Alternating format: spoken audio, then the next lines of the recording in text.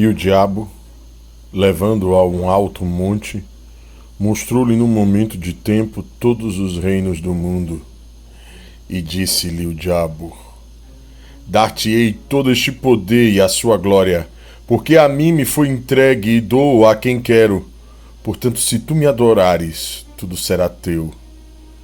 E Jesus respondendo disse-lhe: Vai-te, Satanás, porque está escrito: Adorarás o Senhor teu Deus e só a ele servirás.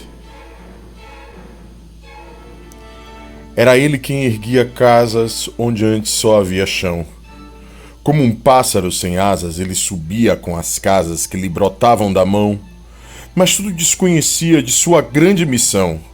Não sabia, por exemplo, que a casa de um homem é um templo sem religião, como tampouco sabia que a casa que ele fazia, sendo a sua liberdade, era sua escravidão. De fato, como podia um operário em construção compreender por que um tijolo valia mais do que um pão? Tijolos ele empilhava com pá, cimento, esquadria. Quanto ao pão, ele o comia. Mas fosse comer tijolo. E assim um operário ia, com o suor e com o cimento, erguendo uma casa aqui, adiante um apartamento, além uma igreja, à frente um quartel e uma prisão de que sofreria, não fosse eventualmente um operário em construção. Mas ele desconhecia esse fato extraordinário, que o operário faz a coisa e a coisa faz o operário. De forma que certo dia, à mesa a cortar o pão, o operário foi tomado de uma súbita emoção, ao constatar assombrado que tudo naquela mesa, garrafa, prato, facão, era ele quem os fazia, ele, um humilde operário, um operário em construção. Olhou em torno, gamela, banco, enxerga, caldeirão, vidro, parede, janela, casa, cidade, nação. Tudo o que existia, era ele quem o fazia, ele, um humilde operário, um operário que sabia exercer a profissão. Ah, homens de pensamentos, não sabereis nunca o quanto aquele humilde operário soube naquele momento, naquela casa vazia, que ele mesmo levantara, um mundo novo nascia, de que sequer suspeitava.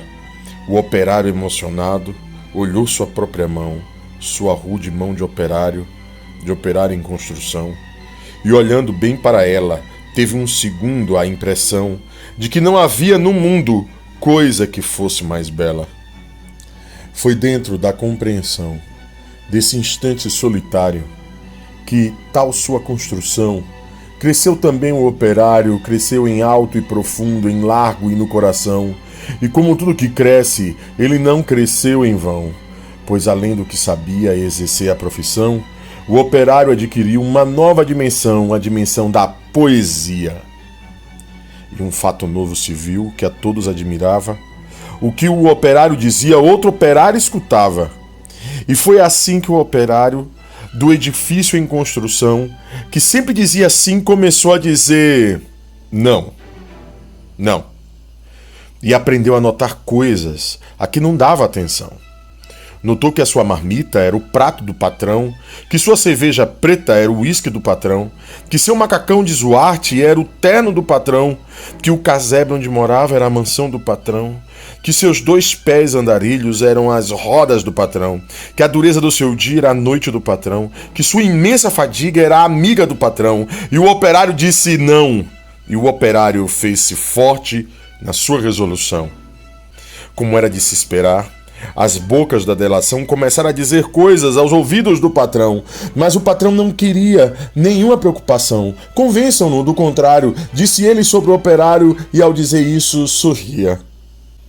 Dia seguinte, o operário, ao sair da construção, viu-se súbito cercado dos homens da delação e sofreu, por destinado, sua primeira agressão. Teve seu rosto cuspido, teve seu braço quebrado, mas quando foi perguntado, o operário disse: Não. Em vão sofrera o operário sua primeira agressão. Muitas outras se seguiram, muitas outras seguirão. Porém, por imprescindível ao edifício e construção, seu trabalho prosseguia e todo o seu sofrimento misturava-se ao cimento da construção que crescia.